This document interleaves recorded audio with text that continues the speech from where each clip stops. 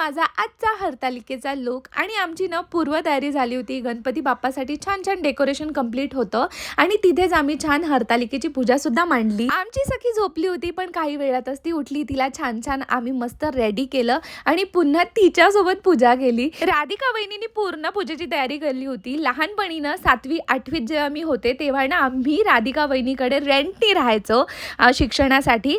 आणि दादा वहिनीचं लग्न कसं झालं ही एक वेगळी स्टोरी आहे, मी तुम्हाला नक्की सांगेल.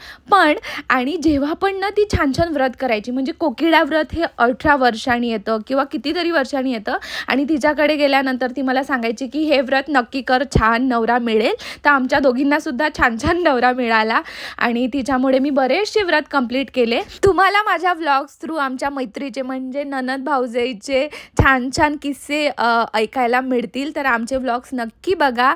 थँक्यू फॉर वॉचिंग आणि स्टे ट्यून. Bye bye.